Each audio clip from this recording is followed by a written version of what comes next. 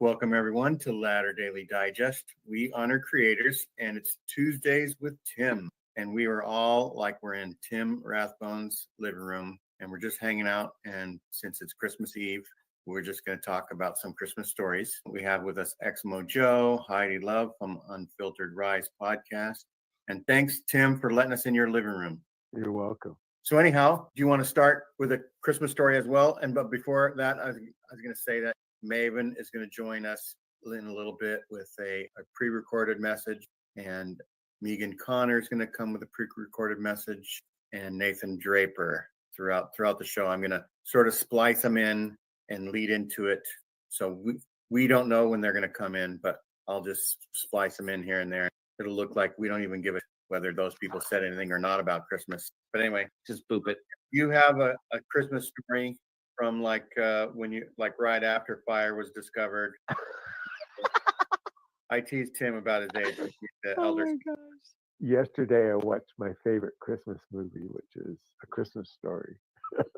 And I was thinking you'll shoot your eye out. Yes. Love it. Because I got a BB gun for Christmas, just like that. What was it? A Red Ryder? Mine wasn't a Red Ryder, but it was similar. Sled?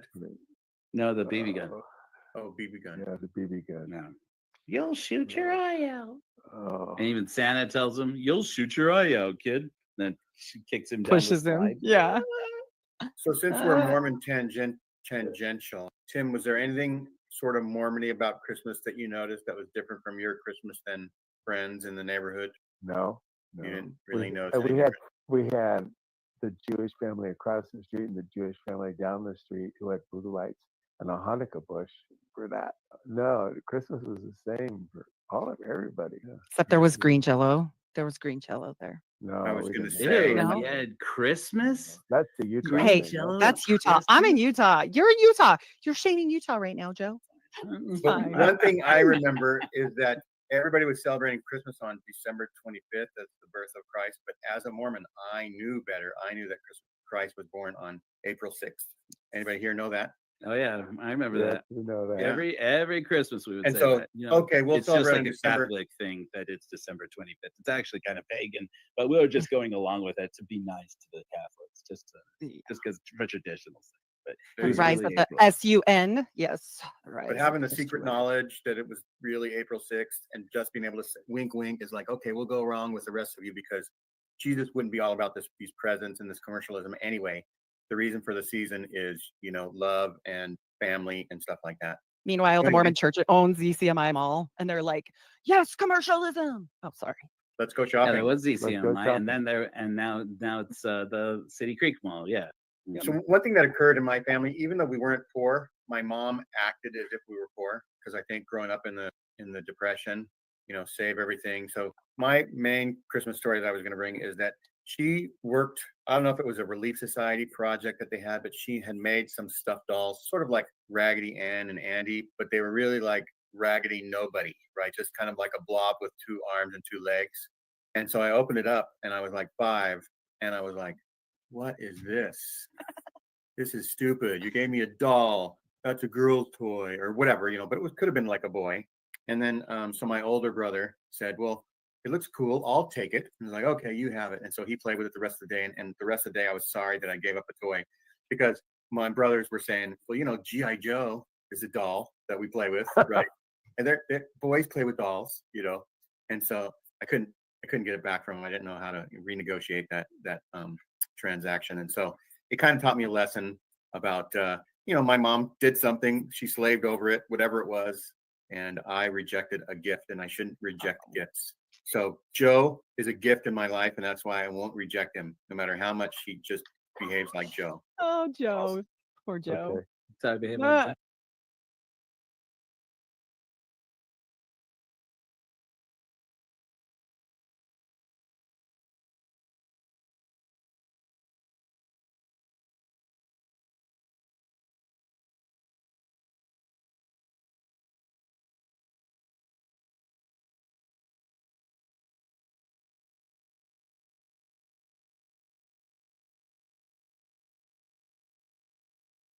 Many people out there are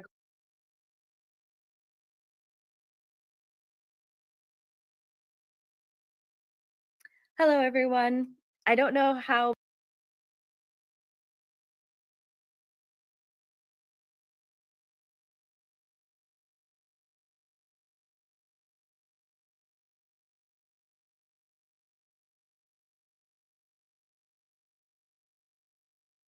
Hello, everyone. I don't know how many people out there are going to relate to my Christmases, but I'm sure there will be some. So, and it might not be quite what the, the norm is. For me, Christmas, growing up, I associated it more or less with conflict and not good feelings. The opening presents was nice in the morning, and it just seemed like the problems started almost immediately after that. So it was that like the whole rest of the day that just was just kind of something to get through for me. It didn't there was just always a conflict. I don't know why. It just there's just something I guess about our family. We weren't very close.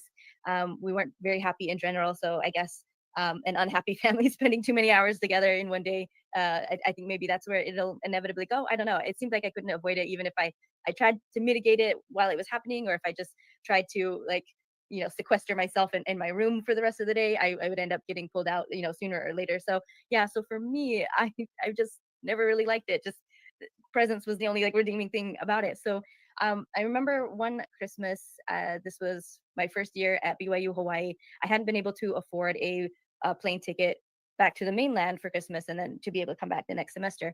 So the campus is practically deserted. All my roommates had gone home with family for the holidays, so I was the only one there. And yeah, so it was quite lonely. Like it seemed dead just outside and everywhere. Just there was nobody around.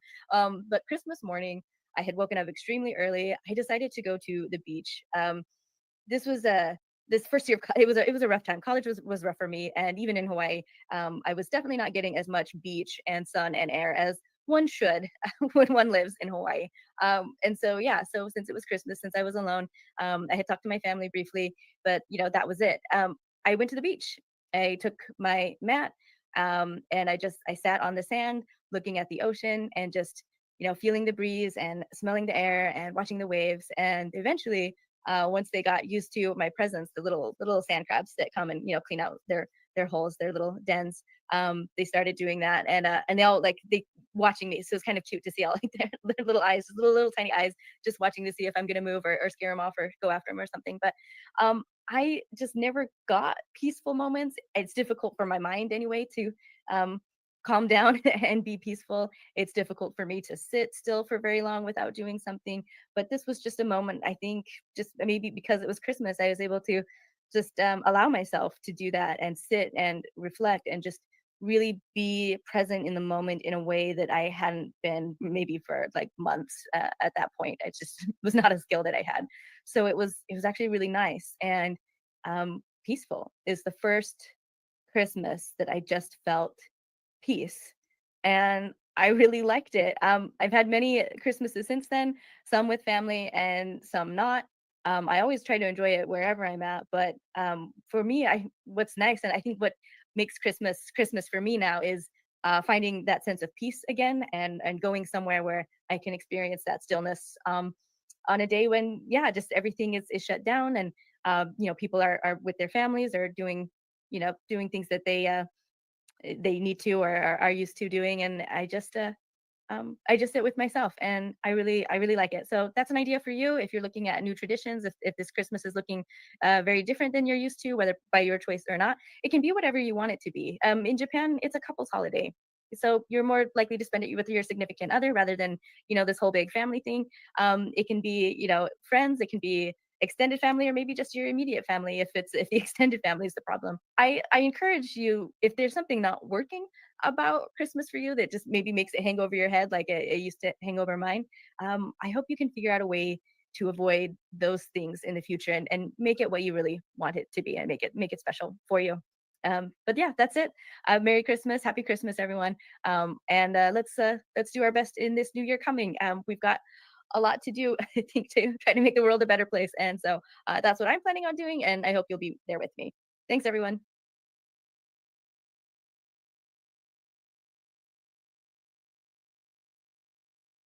Renegotiate that transaction. And so it kind of taught me a lesson about my mom did something, she slaved over it, whatever it was, and I rejected a gift, and I shouldn't reject gifts. So Joe is a gift in my life, and that's why I won't reject him, no matter how much he just behaves like Joe. Oh, Joe. Poor Joe. Okay. That's how I behave all the Ah. time. I'm just being toxic. Do you have a Christmas story, Joe? Well, I got lots of Christmas memories. That's one of the few things I remember about my childhood is our Christmases. I'm one of these people that I don't remember most of my childhood, and but like Christmases I remember quite well. And but the one that stands out to me for some reason is actually from my mission. You know, I had one. No, I had two Christmases in Lima, and in Lima, Peru, and I had a one was in the MTC. And let me tell you, being on a mission on Christmas is hard. Being in the MTC on Christmas It's a in pit. Peru, oh, it's so hard. It's like you're still in a foreign country. You still, you know, you get to call your parents, you know, because you can call your parents on Christmas and Mother's Day. And I now they just get to pull their parents up on Facebook and chat with them. I shouldn't be pissed about that. I should be glad about that. But I'm gonna be honest with you, I'm hateful about it. I'm really angry. I only got Like, 2 phone calls my whole mission home. Maybe oh 3. really? Yeah. Yeah, I got You had to four, get but I permission mean, from the mission president to call home. that's not true. I had a fifth one because I got sick and they let me call my mom to tell her that I wasn't dying. So, but Oh my gosh. then they, but yeah. So, but one Christmas, I got a very special gift from the Lord Jesus. Thank you, Jesus. There was a OBGYN who was just a little bit older than me. I was 21, and no, no, I was 20. I was 20 years old, and there was a doctor at the local hospital who was just a few years older than me, cute as a button, from Cusco. Her name was Coney, and she met me, and I met her, and she was living with relatives there in Lima, and instant smitten, both sides mutual. I mean, just the cutest person and intelligent. She had the cutest little Cusqueña accent. We talked about Quechua, which is the language that the Inca people speak there now, the modern indigenous people there.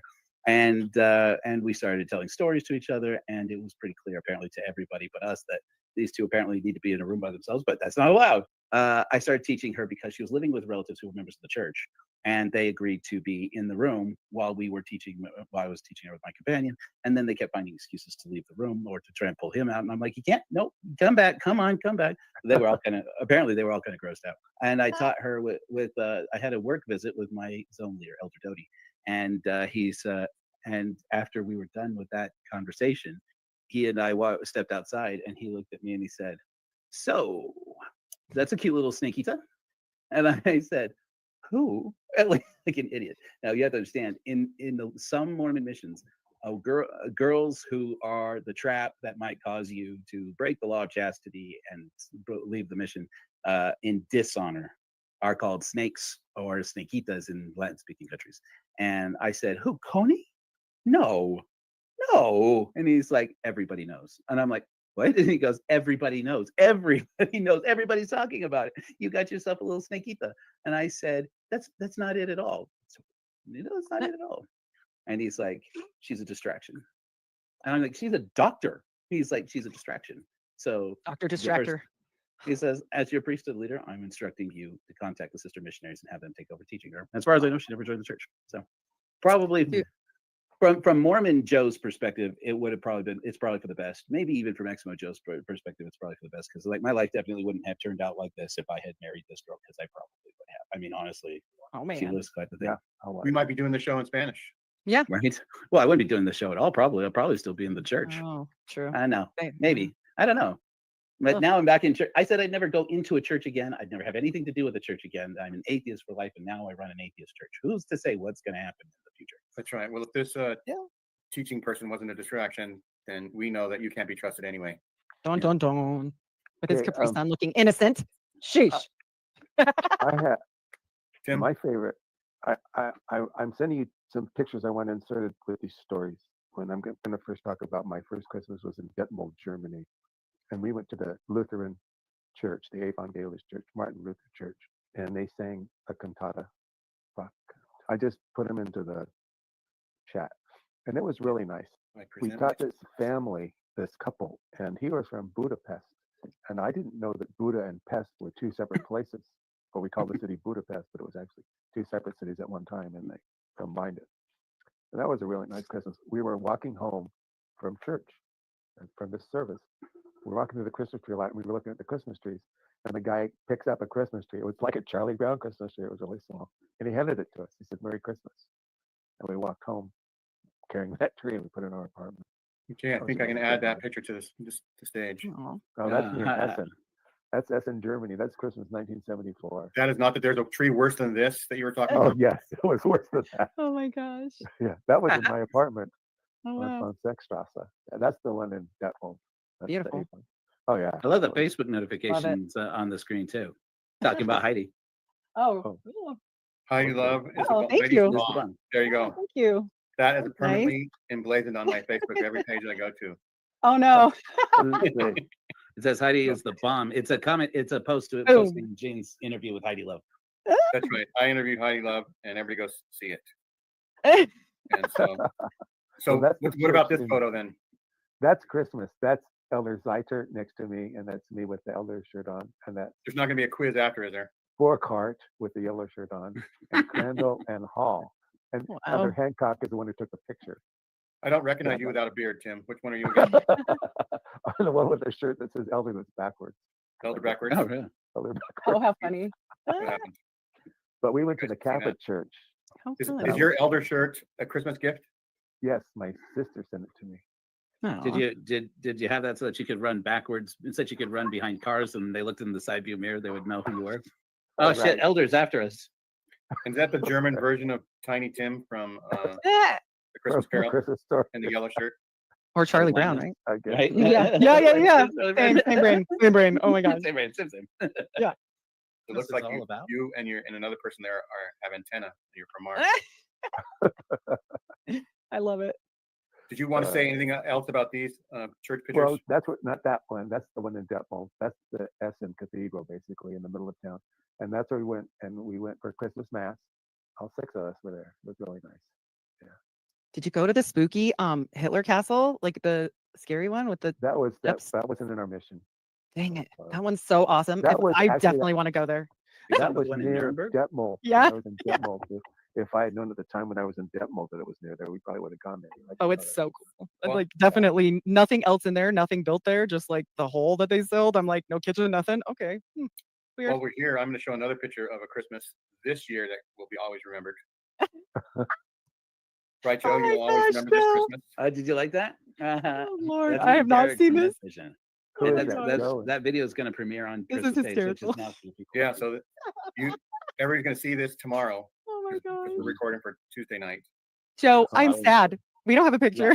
We totally have to. We have to have a picture like this. I think. Oh my gosh, so funny. That's with Oh, Derek, yeah. who lives in Florida. So I mean, we can make this happen. You just got That's to send me a hilarious. picture if you want. Oh my Actually, gosh. even that. What I did is I fed into AI a picture of the Step Brothers.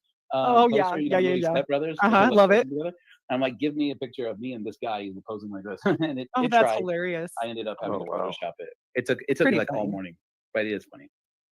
Okay, Tim, what's Oh. your story about this building? Ooh, beautiful. Well, that's the one in Detmold. That was the Lutheran church. My first Christmas in Germany. The churches are different there in Europe. It's weird. Like I've been to Italy and I've been to Notre Dame in Paris and before it had its issue. And it's just it's amazing being in some of those buildings. It's Oh, they're crazy. gorgeous inside. The cathedral on the Paderborn was something else. It's really Except Am the I dead only people. one- Except am the I dead- the only yeah. one in this that's too poor to go to Europe? I mean, I'm just a humble church mouse. Like I- all these people are telling me about touring in Europe and stuff. Man, I had a stewardess daughter, so that Oh. was yeah. I got lucky for a minute until she hated me, but other than that, we left because we don't want to cry. No. That's right. And then with my family, when I was married to my first wife, we used to go caroling to people around the church and families we knew would go caroling. And one night we came up from caroling and there was a box of presents on our doorstep. And so Santa Claus came while we were gone. Aw, I love It that. was really neat. I Yeah. love that. I bet the kids flipped out. That's fun. Oh, they did. We flipped out. Who did this? Oh, Aw, Well, love that. apparently on this show, ladies go last. And so, Heidi, do you have Christmas stories to share? sure. So Because we one saved of the my- best for last. That's the why. best for last. Oh, pressure. Oh my gosh. I don't know if I can beat Germany. Mine's a little humble, but my grandpa, he was pretty big into the whole Santa thing because he had this beard and it was great. And he dressed up like Santa and come to the house. And you know, being smart sucks sometimes because I figured it out because he wore this ring all the time. He had this tiger's eye ring. It was very not everyday ring, you know, big gaudy thing, like Liberace. And he was, maybe it was 5 or 6, and I was like, I know that ring. Like, I see you. But it was still fun. It was he always made everything super funny. He did this little skit with the Magic Man. Maybe he knew Joseph. I don't know. But Ooh. yeah.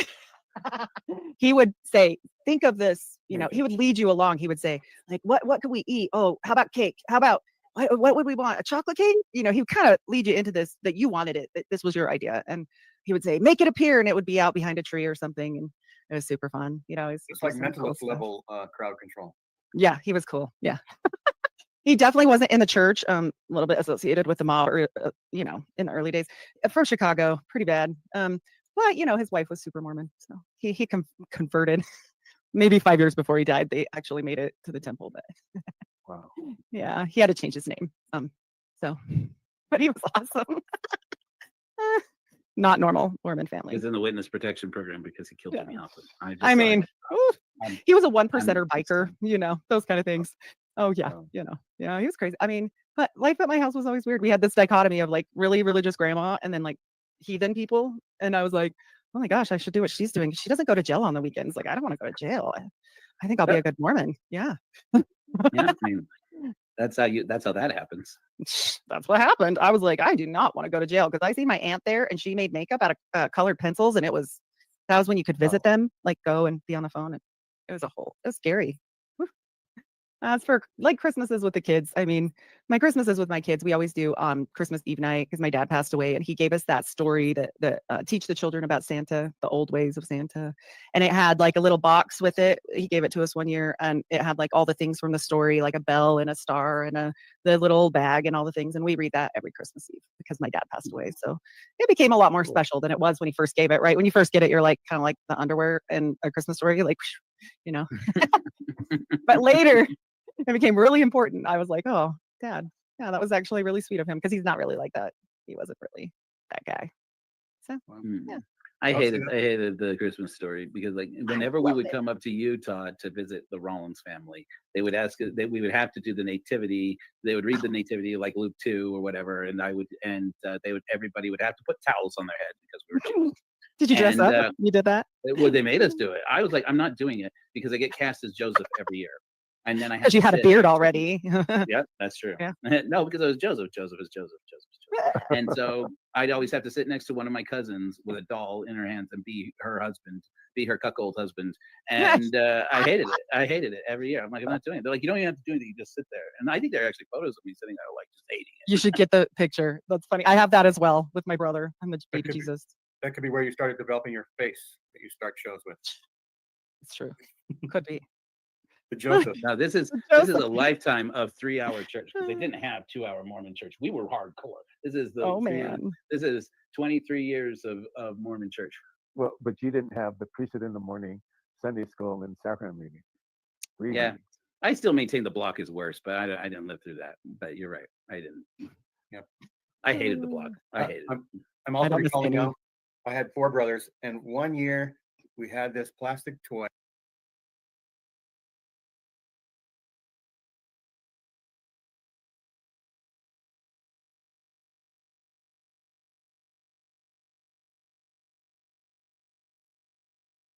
So Megan, tell me what Christmas stories you have. So when you first asked me to do this, I had 3 stories that came to mind, and it's sort of like a Christmas past, Christmas present, Christmas future thing. So it fits along with the Christmas Carol theme. But so one of them is when I was a kid. The other one was when my kids were a little younger, and one of them is a little more present day, but kind of what my future Christmases I think are going to look like. So the one from when I was a kid is the first time that I think I realized Santa was not real. And I lived in South Dakota. My siblings and I loved to go sledding. We had like a little track that we would build a sled track in our front yard every year. And we would build snow forts and have snowball fights and stuff. And that was all super fun for us. So we also had one of those big conversion vans. And it was one of those that had like the 2 seats in the front, 2 seats in the middle that kind of swiveled around. And then Captain's the back, chairs. yeah. And in the back, there was a bench that you could fold out into a bed. And we used to take lots of road trips. So we were always in this van. And behind the bench, there was a little like place where you could hang clothes. And then there was also like this little sort of sink area that you could put ice in and then put a topper on it. And that would be like your cooler. So it almost acted like a refrigerator on road trips and stuff. It's kind of cool. But I just remember one day we were on our way home from church and we were messing around in the back seat and my parents were distracted up in the front seat. And we were looking out the back window, waving at cars and trying to get semis to honk their horns and stuff. And I looked down at that little storage area, and there were a bunch of sleds back there, like standing upright. So I could see that there were sleds back there. And I got super excited because I was like, oh my gosh, Mom and Dad bought us sleds. You know, I was so like happy and excited thinking that they were going to give us sleds right now to play with. And when we got home and we were like, okay, we're going to go outside. We're going to go play in the snow. And they didn't say like, oh, I got you some sleds. We were like, oh, well, maybe those are a Christmas gift. Right. And then a couple days later, my parents were getting ready for something. I can't remember what it was. And I went up into their bedroom, and they were both in the bathroom, like doing their hair or whatever. And I went into their bedroom and I looked around the corner, and I could see that there was a TV set up and there was a VCR underneath it. And I knew we didn't own a VCR because it was back in the day when you could rent a VCR, and we would rent a VCR every other weekend or so and play videos. But this one didn't look like a rental. It wasn't in the big case and everything like that. And I was like, oh my gosh, there's a VCR. And so I was talking with my brother about it. And I was like, Mom and Dad have a VCR. And he's like, oh, I bet that's a Christmas present, you know, or whatever. So Christmas morning, we wake up and there's a TV set up in the living room with a VCR there. And we had to just like pretend like we were so excited because it was the first time that we were seeing it. And we had to pretend like we were so excited for the sleds. And honestly, it was a little like disappointed. And it taught me to never, ever go looking for Christmas presents again, because I did not want to know. I wanted to be surprised. Yeah, the surprise is better than being sort of like in the know. Yep. At first, the knowledge seemed good, right? But then Yeah. it just went away. And then what was your Yeah. next story? And then also I am a little bit of a prankster. So this is the story of how I made one of my children cry on Christmas Eve. We can laugh about it now, but back then it was a pretty traumatic time. I started doing Christmas PJs for my kids. I can't remember when. At some point, the grandparents loved to help out with that little tradition. And I liked the idea of like they could open their Christmas PJs on Christmas Eve, and then all the bigger gifts would be saved for Christmas morning, where it was a little more exciting. So I started that tradition of doing PJs on Christmas Eve. But one of my sons, when he was about 7 years old, he thought that that was the lamest present in the entire world, and he did not want PJs for Christmas. And I was it 7. I understand. yeah, I've been 7. And as a boy, I'm sure, like I get it. So even we had a tradition of like writing a list for Santa, like what are your gifts and all of that stuff. And then we would pretend to mail it and all of that. And he was very emphatically clear on his Christmas list, do not get me PJs. He said like, dear Santa, here are the things I want. And he listed them, and at the bottom in big letters, he said, no, he put PGs because he didn't really know, PJs. He was very emphatic about that. And every time I asked him what he wanted for Christmas, he would say, not PJs. So what I did is instead I got him a little miniature Lego set, and I wrapped it up and set it aside. And then I had like a standard box that the PJs came in. It was like those standard clothing boxes that you get from department stores. And I put some like just some of those cushy wrappers that come with the Amazon boxes, like the little air filled pouches, I put them inside the box, and then I wrapped the box. So under the tree, there were 6 identical boxes that were obviously Christmas PJs, but his box was empty. So we went to go open Christmas PJs that night, and everybody at the same time went and opened their boxes, and he opened his and it was empty. And he was so upset that he started to cry. And I thought it would be just a funny joke, and I said, well, you said you didn't want Christmas PJs, so I didn't get you Christmas PJs. And he was very upset. And then I got sad because I made my son cry on Christmas Eve, but I went and got him his Lego set, and then he could open that, which sort of made up for it, but not really. Go ahead. Moral of the story, don't give your kids freaking empty boxes on Christmas when they're like 8 years old. That was perfect timing. We could leave that in. Totally leave that in. He's 18 now. As you can see, he's That's right. sort of Survived. he almost has gotten over it. PTSD though is still a thing for PJs. 12 years later. TSD. Yeah, that's right. PJTSD. A little bit upset. I don't Yeah, blame so you. I had a similar experience that you'll learn about when you watch our Christmas special to see everybody else's Christmas. Now, was there another one still, or were the 2? Yeah, so the last one is a little more of a heartwarming story. The first one was a cautionary tale. The second one was a sad story, and this one is a little more heartwarming, Christmassy. I got divorced several years ago, back in 2017, and the way that we set up our holiday time is that we were going to exchange at noon on Christmas Day. So every other year, I would have the kids for Christmas Eve and Christmas morning, and then the following year, I would get them at noon on Christmas Day. And the first year, I had my kids with me for Christmas Eve and Christmas morning, which was great because that first time of getting divorced was so volatile. I was so grateful that one thing was the same for me. But the next year, I knew I was going to be facing not having my kids on my favorite night of the year, where I had planned and prepared and all that, and all of our traditions and rituals that we did together on Christmas Eve. I would be alone for that, and I would wake up alone Christmas morning. And I was really, really sad about that, and the prospect of facing that. So instead of just sitting there being sad and lonely, I decided to call up a friend of mine and say, hey, what are you guys doing for Christmas? I'm going to be without my kids. Can I come hang out with you Christmas Eve? And they said, well, Christmas Eve, we're going to someone else's house, but they said, Christmas morning we'll be together, with our kiddos, and we would love to have you come. And it happened to be, they're the parents of some of my former students. So two of their 3 kids I had taught in high school. And so they were some of my favorite students. I was super close with them. So I thought that sounded like a great idea. And so I got up on Christmas morning and went over there, and they had this lovely brunch prepared, some lovely mimosas, some of my favorite foods, and they're some of my favorite people. And one of their traditions is on Christmas morning to talk about the most important lesson that they had learned over the last year, or the most significant life change that they had gone through over the past year. And it was such a beautiful conversation with these 3 adult children who have very, very different lives, and they have very different goals for themselves and different values and everything. But their parents raised them, without religion, and they were able to just find happiness without it. And so I was still in the church at the time, at least, mostly in the church. I hadn't resigned or anything. And so it was really cool for me to see kids who had been raised without religion finding happiness in their adult years, and also still having a high sense of morality, and also still having a deep sense of wanting to be good and do good in the world. And I came away from that conversation just feeling like that was one of the most beautiful Christmas mornings I've ever had, even though my kids weren't there with me, and I just will always be grateful to them for allowing me to crash their Christmas day. Yeah, it's so nice to realize that the "where will you go" mantra is just wrong. There are Yeah. beautiful humans everywhere, Yeah. and we're grateful for all the beautiful humans that we know inside and outside the church, where maybe as members we didn't know that those beautiful humans existed outside the church. Thanks for sharing these stories. We're going to go back to the show now, and hope everybody that we cut back to doesn't know that this happened, but we'll see how the rest of it Pre-recorded. Yeah. Well, I want to just say thank you so much for doing this, Jean, because last year actually was my first Christmas as a non-literal believer. And it was really hard for me to figure out how to do Christmas. And I stumbled across RFM's Christmas show, where he had several people just come in and give their little blurb. And it was so important. Again, it was another year where I didn't have my kids on Christmas Eve and I was by myself. And I just needed that. I needed it so much, that sense of community and other people who are going through what I was going through. So I'm so grateful that you're doing this. Thank you, and I'm very happy to do it.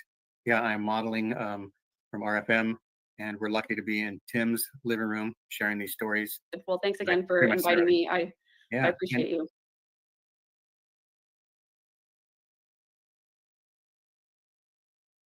Brother Jones, tell us about your Christmas experiences growing up. My best childhood Christmas memories are from a home that I grew up in that I'm extremely nostalgic about. And if you want to think of a kind of a Leave It to Beaver neighborhood in California that's maybe more diverse, much more diverse, and maybe like a little bit more run down. But the neighborhood was just filled with kids. You'd run around and play kick the can and hide and seek and bicycles, and just this classic. The heyday of this neighborhood was probably the 1950s, and I was growing up in this neighborhood in the 1970s. But the one memory I have, I remember going into the garage of this home, which was a separate structure behind the house. But back in the 60s and 70s, people had old cars and stuff in their garage and tools, just stuff laying around, because everybody did everything for themselves. They didn't buy stuff; they didn't make stuff, right? And I remember going out there one day. It was kind of a place you just kind of go explore as a kid. And I ran across some Christmas gifts that were waiting to be wrapped. And I saw a record player. I don't know if you guys remember the little record player that was in a box. It was like it looked like a little suitcase. You open it up and it's got the wheel's about the size of a 45 record. Right? You A could put portable regular yeah, it was a portable LP. record player. Yeah. And I thought to myself, that might be for me, right? So I didn't say anything, and it got wrapped up in the famous butcher paper. My dad would wrap stuff up in butcher paper. I mean, Santa used white butcher paper. Yeah, and then he would draw cartoons on it and things like that, And I remember having to sort of act surprised that I didn't know what I was getting, because it was a record player for me. This would have been about 1975 or 76. I remember playing a Winnie the Pooh record with you had a book and you could listen to this book. This is like an ebook, the first ebooks, right, on LP records. That's right, because you're only like 6 or 7 at the time or whatever. Yeah, I mean, exactly. And so that was a fond memory. Of course, we go get the real Christmas tree, put a real Christmas tree in the front room, decorate it. Would your family go to just just a Christmas lot, or would you go Yeah. to a Christmas cut your own Christmas tree down place? I think we did cut our Christmas tree once. I was too young. I think we did Okay. that once or twice. But no, in the 70s, we would go to a Christmas lot, usually at a parking lot of a mall nearby. a shopping area would have a section, and you'd go pick a Christmas tree. And we were the kind of family, I would say we typically got the tree maybe 2 weeks or so before Christmas, and you'd have to decorate it. But these were back in the days when you would like light a real fire in your fireplace in your house. Yeah, those were very nostalgic Did you ever times. make like Those- popcorn on a string for Absolutely, decoration? yes. around Yes, the tree? absolutely. Yes. Popcorn on a string, wrap that around the tree. A lot of homemade Christmas decorations. Yeah. And what Yeah, was your those are- Christmas those are- stocking? What was in your Christmas stocking every year? Like we had like an orange or a tangerine and some nut. Yeah, we had some of that stuff. Maybe Little- and a sugar daddy. Those of you remember sugar daddy suckers. Sugar daddies. My mom would make peanut brittle, make her own peanut brittle. Well, my mom actually made our family's Christmas stockings and put our name on all of them. And we had a large family. That's right. You're the covered youngest. whole Of, mantle. the youngest of how many kids? And the youngest of 9. 9. Yeah. So when So you were we- 6, did you have siblings on missions and stuff then?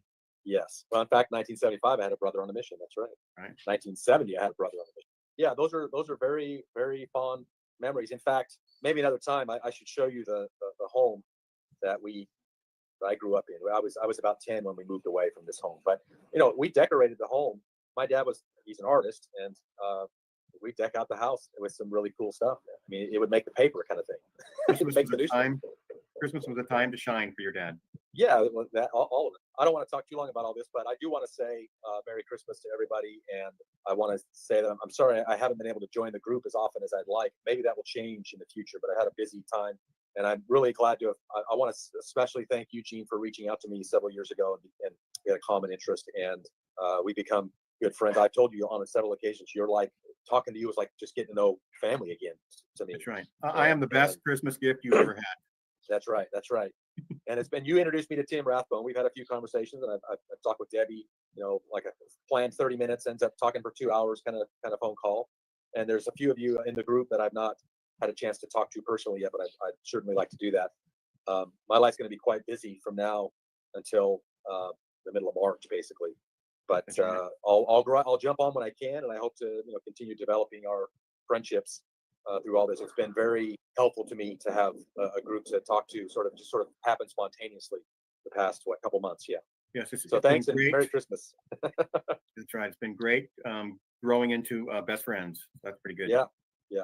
But one last thing. Do you remember your first Christmas in Thailand when you were on your mission? Well, Did you get the call? Yeah, that's pretty. Yes, but it's pretty easy for me. Basically, I have some musical abilities that I got used during my mission. So I was always near the mission president during Christmas time because he wanted me up on stage playing some music, which I did willingly and eagerly, and have had a chance to do some of that recently as well. In fact, I'll say that the call I just had before we were talking tonight, I've been invited to some big wig party to try to play some music tomorrow night, which I'm having to skip out on some family party to do that a little bit. So I'm always getting pulled in many directions in December. So Yeah. anyway, So is there any yeah. Christmassy stuff in Thailand?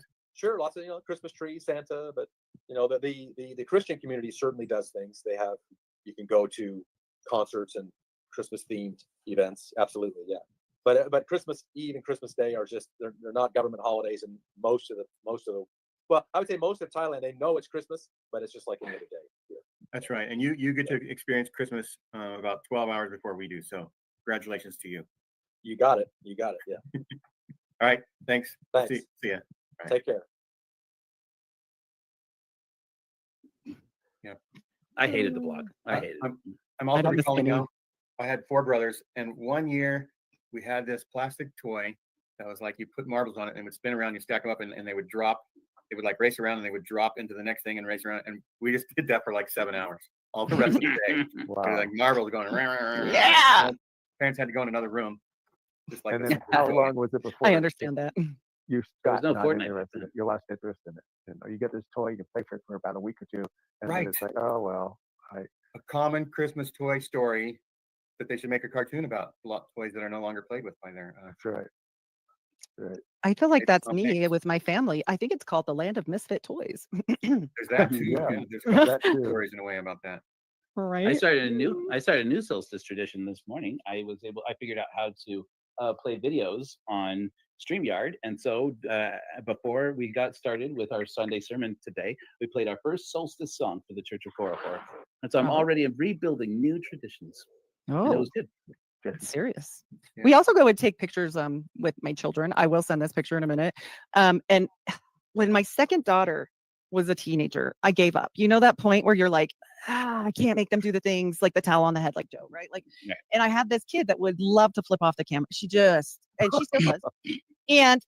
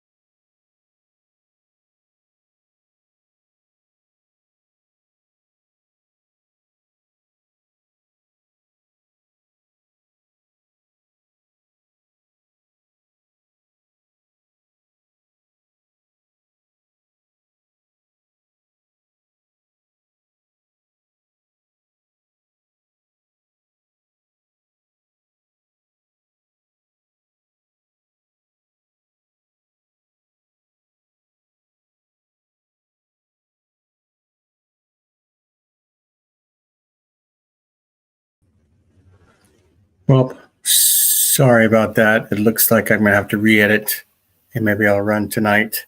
Well, sorry about that. It looks like I'm gonna have to re-edit. I wonder if I can show Debbie's real quick just to get hers on. Let's see. How am I gonna do this? There's Debbie there. Just share screen. Present, share screen. Where's Debbie? Coming up. Christmas memories with Debbie. And play.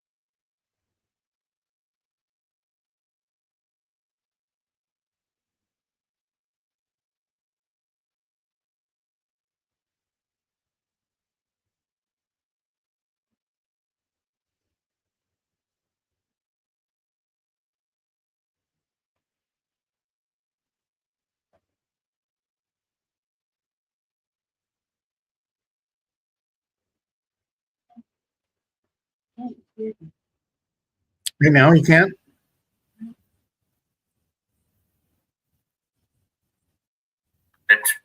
Maybe I'll run tonight. Oh, sorry. I wonder if I can show Debbie's.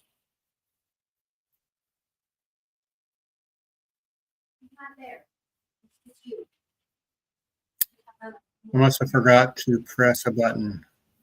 A I magical forgot to moment. add her to the stage. Christmas. That's Very right. sentimental. Compare that to nowadays where No, you just have to flip back on up an a little app bit. or go to the. So Debbie, tell us something. And open it up.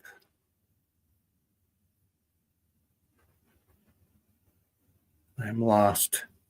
let me figure this out. If I now you can't. If I have no idea what to do right this second.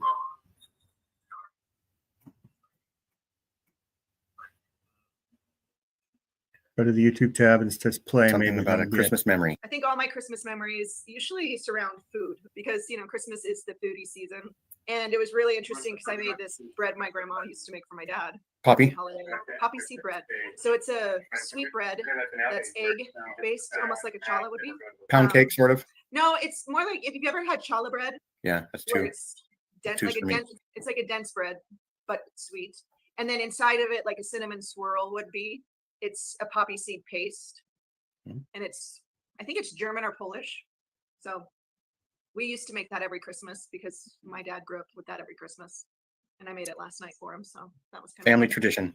Yes. But as I was looking through my mom's recipe box, looking for that recipe, it was really kind of sentimental because she used to bake, you know, all the holiday treats because I don't know if it's like this anymore, but when we grew up, like the neighborhood exchange where you'd make little treats for everyone and exchange it around the neighborhood, like your favorite plate of cookies or your homemade candies or chocolates. Fudge, So, right? yes, very much. And I The used to holiday be that way when I first had kids with Christmas, even before kids. I would bake all the favorite holiday treats and then mail it out to all my family. And I remember one year my husband was like, "Oh my gosh, like how much did we spend on shipping? Like, was that really worth the little, you know, little snacks that I used to make?" And I was like, "Maybe not. That's a little pricey." So That's right. But- But it's the thought that counts, right? it is. It is the thought that counts. And do you have any memories of Christmas when you were young, like your first Christmas or a special present that you got or anything?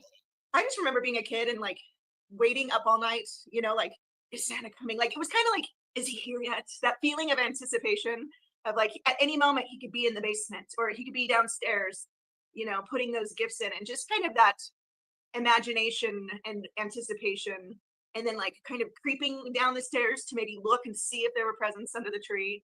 Or my parents used to make us wait before we could go down for them to wake up and, you know, get ready. And so we just sit there like at the top of the stairs waiting for that like moment where they would like, okay, you can go see your presents, because that was always exciting, like going down and Right. seeing like just that magical moment of Christmas. That's Very right. sentimental. Compare that to nowadays where you just flip on an app or go to a website and you can track Santa. You know exactly where he is, just like all your packages that get shipped nowadays.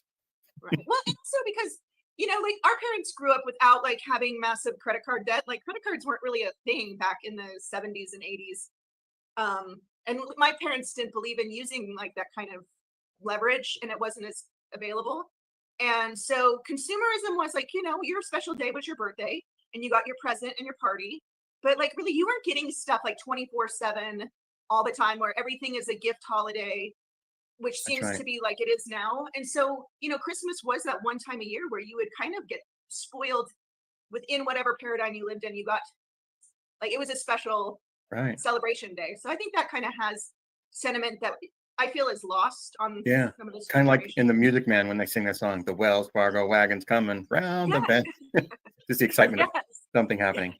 Yeah. So So I don't know if it's as sentimental for people nowadays, but I know when I had kids, that's the fun thing about kids is you get to have an excuse to revisit all the holidays and make them fun again, like they were when you were a kid. And Yeah. I'm a total junkie for holidays. So like Halloween, I always went out. Easter, I always went big. did your family have Christmas decorations outside or just inside? Yeah, we put lights on the trees outside. that was pretty much a thing. Everyone did that. We didn't decorate lights on the house just because my father felt like that was a waste. She had to take them up and put them down. And my That's mom right. was a nurse, and ladders and Christmas lights usually are a bad combo. Yes. So yes, your dad's a banker. He knows the value of money. Wasting electricity money on Christmas Yeah, but we wasn't always had- necessary. We always had, like that was the thing. My mom always put the Christmas tree up after Thanksgiving. We always had an advent calendar that my mom had made, like in some Relief Society thing where you took, the day's ornament out and then got to put it on the tree. And every year they would rotate, like who got to start the advent calendar. And it was always really exciting if it was like your turn to put up Santa, because that was like the last ornament meant it was think Christmas. I remember either some craft at home or at school or whatever, but you get paste and you cut little construction paper things out and you make loops and you keep on looping and looping and looping Yeah, the until you have chains. until you have Yeah. like 50 feet of chain and the tree Oh, looks yeah. like all like construction paper instead of things. And did you guys go to the Christmas lot and pick out trees and have a fresh tree? No, we always had a fake tree. Well, usually I think Uh-huh. we do like a real Christmas wreath, but my dad we always had the same fake Christmas tree. My mom bought one of those just silver trees that was just like all silvery, whatever. And we bought a light that would do red, yellow, green, blue. It would rotate the colors. And that was pretty Oh. cool. And then I think there were some articles about how certain setups around Christmas trees caught fire. That might have been, but that might have been why we stopped getting live Christmas trees, was because of the dangers Yeah. of real Christmas trees catching fire or something. Well, as we got older, it was interesting because my mom then would do like she finally had a formal tree that she put in the living room, which was like in the front of the house that you could see from outside the window, and that was like her nice Christmas tree. And I remember it had like a teddy bear theme, so it was like all these little tiny teddy bear ornaments. That was really cute. But then in the family room, we had our artificial tree that we grew up with, and it had all the homemade ornaments, because that was very much a big thing in like your school class or primary or whatever you were in, was making that homemade ornament out of either That's like right. the salt Play-Doh or Right. Or the maybe Shrinky-Dinks or something with a picture of Jesus on it gets pasted on, yes, thrown up there. the toothpick manger. Yes. And So do we you had remember, the sentimental tree as well. do you remember thinking, well, I'm Mormon and I know that Jesus was born on April 6th, but wink, wink, we'll celebrate his birthday anyway on December 25th, just to go along to get along.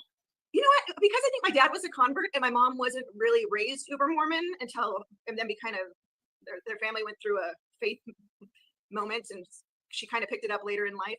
I never knew that was a thing. Okay. As far as that Mormons believed Jesus was born on a different day. I don't think I heard that until I was an adult. Right. Or maybe late seminary or something like that, if you had Yeah.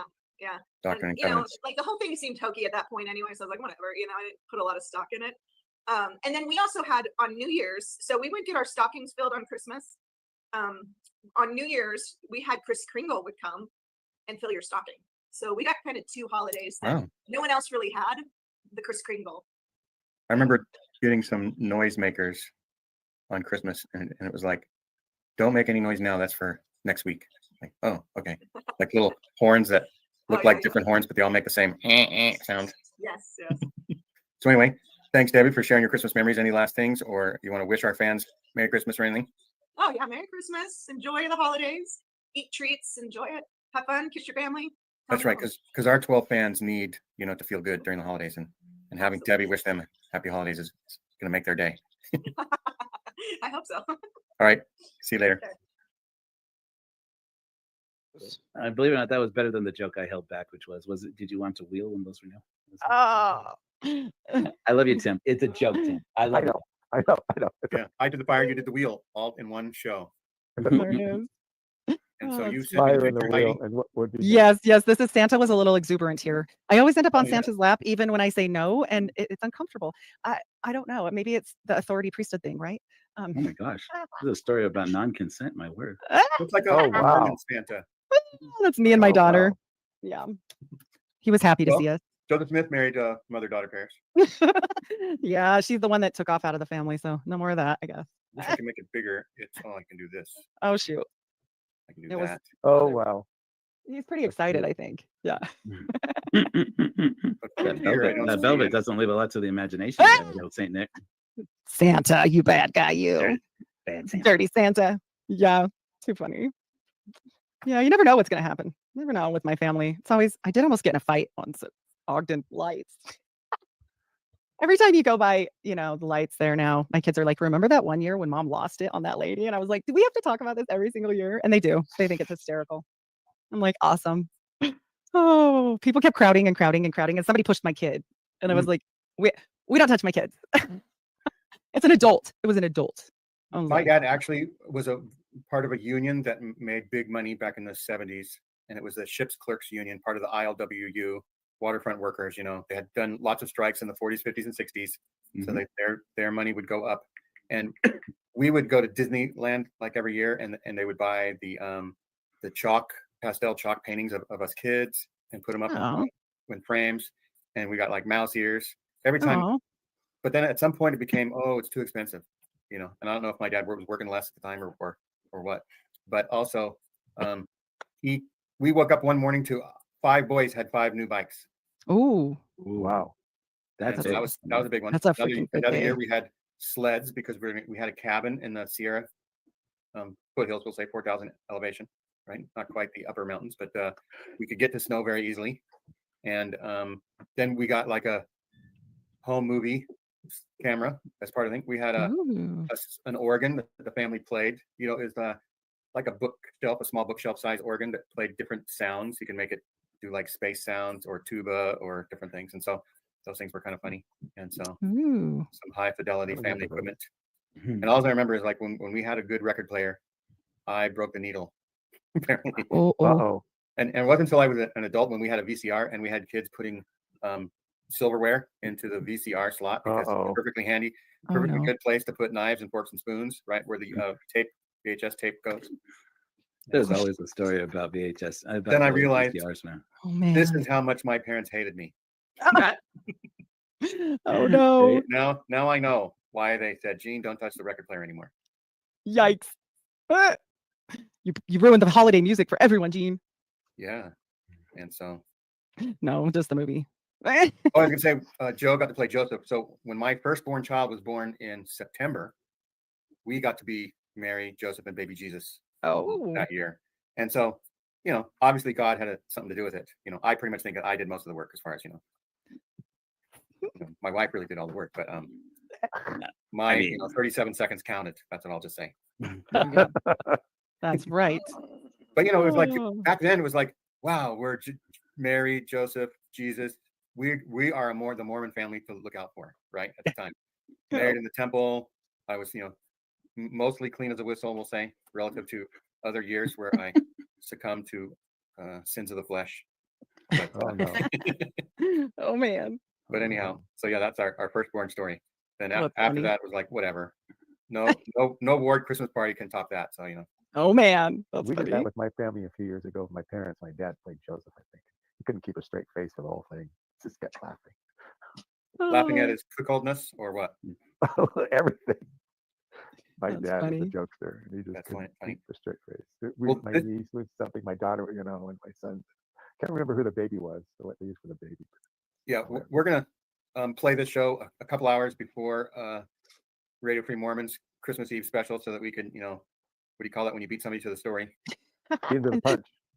Beat them to the Oh, punch. a We're gonna scoop. scoop them. Scoop Scoop them. it. We're gonna be the Okay. first to Christmas Eve, the first Exmo panel to a Christmas Eve show on Tuesday. So, Yeah. Yeah. Does anybody have any last words that they have to get out before the following week, which is going to be New Year's Eve, where we're going to talk about how we're going to be such a good person the next day, Oh, man. and we're going to do like a year in review, like how has your year been? Jeez. I won't. I have to work on that one. So We'll I'll do be the same bad. thing. We'll record. Oh, it. okay. Literally. Okay. All right. Yeah, that's my holiday this year. I did send you one more or two more funny pictures. One is for Tim because of the movie he loves, and the other one is because I'm a weirdo. But and I think we nailed it. I think we did a good job as a family. This one was funny, and you can name that movie if you guys are good at it. But So other that than that, What order I play these things in? nuh-uh, nope. Okay, you'll be able to just Let's talk see the about them picture. as they go. Sure. Well, Yeah. Stage this picture. Tim, this one's for you. You see my son? He's in the pink bunny outfit from Christmas Story. I made him do it.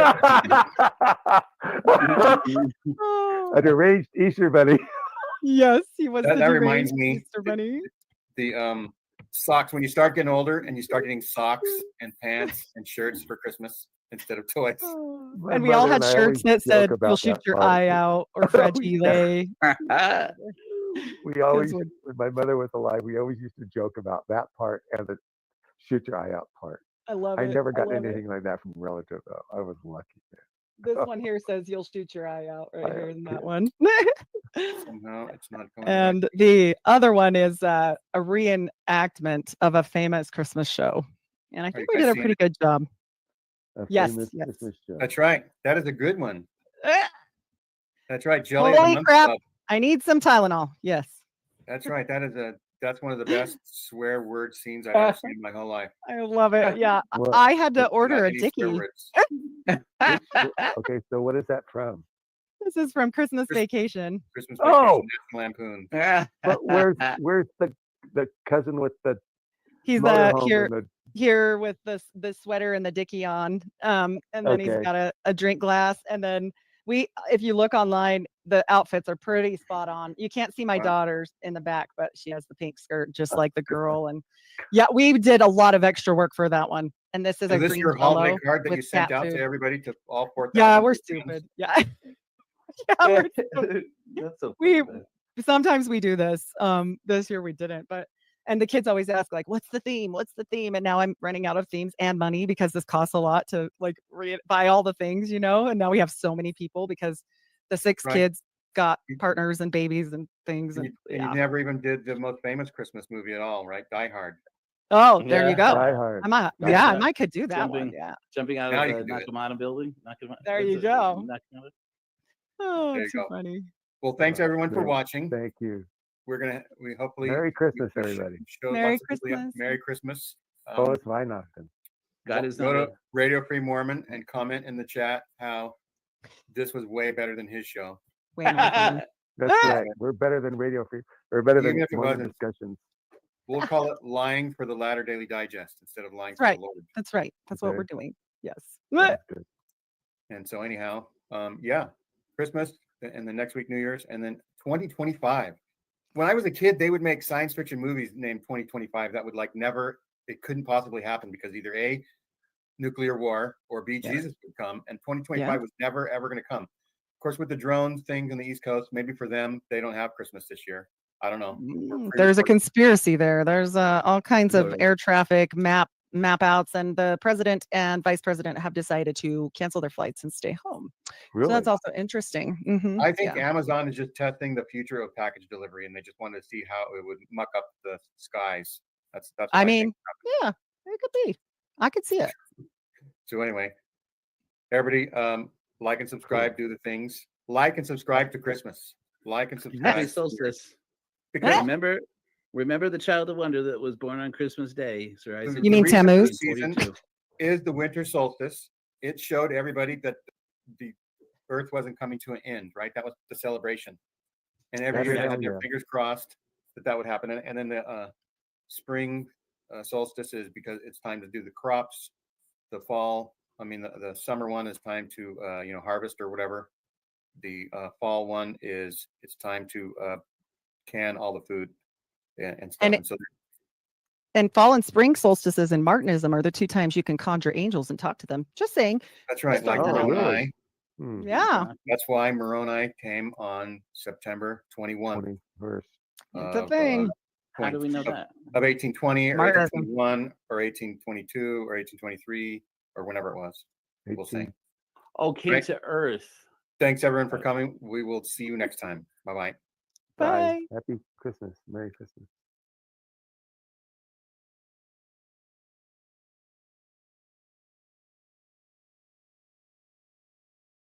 At stage. Thanks everybody for watching, putting up with my errors, and I'm learning a lot how to do podcasting. So you saw it live, my learning curve. Everybody, it's time to go over to RFM or some other podcast, or if you have a family, go talk to them. So anyway, thanks a lot. Bye bye everybody, and we will see you next time.